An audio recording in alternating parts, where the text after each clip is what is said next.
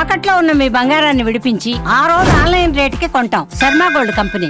IPL 2026 season మొదటి మ్యాచ్లో ఎదురుదెబ్బ తగిలినా కూడా నిన్న జరిగినటువంటి మ్యాచ్లో సన్ రైజర్స్ హైదరాబాద్ ఘన విజయాన్ని సాధించింది.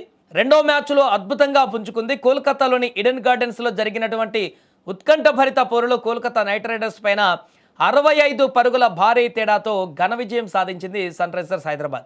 మొదట టాస్ ఓడి బ్యాటింగ్కి దిగినటువంటి ఎస్ఆర్హెచ్ ఆపై పిచ్ చేంజింగ్కు అనుకూలంగా ఉండడంతో మొదట్లో కొంత టెన్షన్ నెలకొంది. కానీ హైదరాబాద్ బ్యాటర్లు సమిష్టిగా రాణించి ఈసారి ఓపెనర్స్ మరొకసారి వారి బ్యాట్ జులిపించడంతో 20 ఓవర్లలో 8 వికెట్ల నష్టానికి 226 పరుగుల భారీ స్కోరు సాధించారు.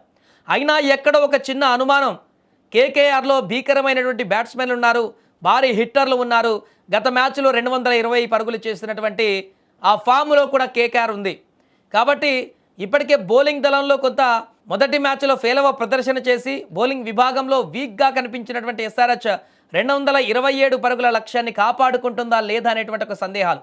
దానికి అనుగుణంగానే మొదట చేజింగ్లోకి వచ్చినటువంటి కేకేఆర్ బ్యాటర్ ఫిన్ అలన్ సృష్టించినటువంటి విధ్వంసం, మొదటి ఓవర్లోనే చేసినటువంటి అరాచకం, ఒకే ఓవర్లో 27 పరుగుల స్కోర్ చేసి మొత్తం సమీకరణాలు భయాందోళనకు గురి చేసేటువంటి విధంగా బ్యాట్ జులిపించాడు. ఈ భారీ లక్ష్యాన్ని ఛేదించే క్రమంలో కేకేఆర్ 16 ఓవర్లలో 161 పరుగులకి కుప్పకూలిపోయింది. హైదరాబాద్ బ్యాటింగ్ ఇన్నింగ్స్ను ఓపెనర్లు అభిషేక్ శర్మ 48 పరుగులు, ట్రావిస్ హెడ్ 46 పరుగులు మంచి స్ట్రైక్ రేట్తో ఆడడంతో మెరుపు వేగం ఆరంభించారు. పవర్ ప్లేలోనే 84 పరుగులు సాధించి ఈ సీజన్లోనే అత్యధిక స్కోర్ నమోదు చేశారు. ఇక మధ్యలో వికెట్లు పడి నెమ్మదించినా కూడా క్లాసెన్ 52 పరుగులతో మంచి హాఫ్ సెంచరీ చేశాడు. నితీష్ కుమార్ రెడ్డి కూడా 39 పరుగులు చేసి జట్టును ట్రాక్లోకి తెచ్చాడు.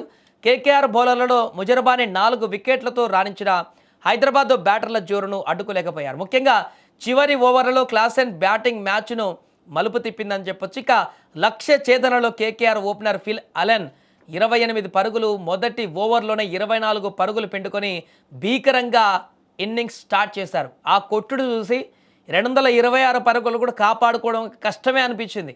కానీ హర్ష దూబే తెలివిగా బౌలింగ్ చేసి అతన్ని వెంటనే నెక్స్ట్ ఓవర్లలోనే అవుట్ చేయడంతో ఒక్కసారిగా సన్ రైజర్స్ ఊపిరి పీల్చుకుంది. ఇంకాసేపు ఫిన్ అలన్ కనుక ఉండుంటే ఏం జరిగేదో కూడా ఊహకందనటువంటి విధ్వంసం మనకు కనిపించేది అక్కడ గ్రౌండ్లో. ఆ తర్వాత జరిగిన 2 రన్అట్లు మ్యాచ్ స్వరూపాన్ని మార్చేశాయి. మ్యాచ్ మొత్తం మారిపోయింది. ఇక్కడే ఆ వరుస రన్అట్లు ఫిన్ అలన్ అవుట్ అయినప్పటికీ కూడా మిగతా బ్యాటర్లందరూ కూడా 10 రన్ రేటుకు పైగా మెయింటైన్ చేస్తూ 10 ఓవర్ల పై వరకు కూడా మంచి స్కోర్ దిశగానే వెళ్తున్నారు. అప్పటికి కూడా పోటీలో ఉన్నారు. కానీ ఎప్పుడైతే 2 అవుట్లు అయ్యాయో, రన్అట్లు అయ్యాయో, దాంతో మ్యాచ్ స్వరూపం మారిపోయింది. వెంటనే కేకేఆర్ నుంచి మ్యాచ్ సన్ రైజర్స్ వైపు తిరిగేసింది. ఇక్కడే కేకేఆర్ ఓడిపోయింది. కెమెరన్ గ్రీన్, రఘువంశీ కీలక సమయంలో అవుట్ అవ్వడం కేకేఆర్ ఆశలపైన నీళ్లు జల్లింది. ఒకానొక దశలో రింకు సింగ్ కూడా మంచిగా ఆడుతూ పోరాడుతున్నట్టు కనిపించింది. హైదరాబాద్ బౌలర్లు క్రమశిక్షణతో బౌలింగ్ చేసి వికెట్లు తీశారు. జయదేవ్ ఉనద్గత్ 3 వికెట్లతో కేకేఆర్ లోయర్ ఆర్డర్ను దెబ్బతీశాడు. ఇక ఫీల్డింగ్లో మాత్రం కొంత సన్ రైజర్స్కి ఇంకా ఆందోళనకర అంశంగా మారింది. చేతికి వచ్చినటువంటి బాల్స్లను బౌండరీ దగ్గరికి వదిలేయడం, మిస్ఫీల్డింగ్ చేయడం వంటివి గెలిచే మ్యాచ్లను కూడా ప్రమాదంలోకి నెట్టే అవకాశం ఉంటుంది. నిన్న అలాంటి తప్పిదాలు చాలా జరిగాయి. ఈ లోపాలను సరిదిద్దుకుంటే హైదరాబాద్కు తిరుగుండదు. మరోవైపు బౌలింగ్లో పసలేదన్న విమర్శలకు కూడా సన్ రైజర్స్ బౌలర్లు తమ టాలెంట్తో సమాధానం ఇచ్చారు.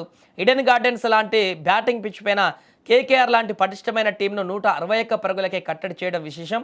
ఉనద్కత్తో పాటు నితీష్ రెడ్డి, మలింగ తలో 2 వికెట్లు తీసి ప్రత్యర్థిని ఒత్తిడిలోకి నెట్టారు. దీంతో పూర్తిగా మ్యాచ్ సన్ రైజర్ వైపు మళ్ళీపోయింది. దీంతో 2 మ్యాచ్లు పూర్తయ్యేసరికి 2 పాయింట్లు సాధించింది సన్ రైజర్స్. మొదటి మ్యాచ్ ఓడిపోయినా కూడా రెండో మ్యాచ్లో గెలిచి మళ్ళీ ట్రాక్ మీదకి వచ్చింది.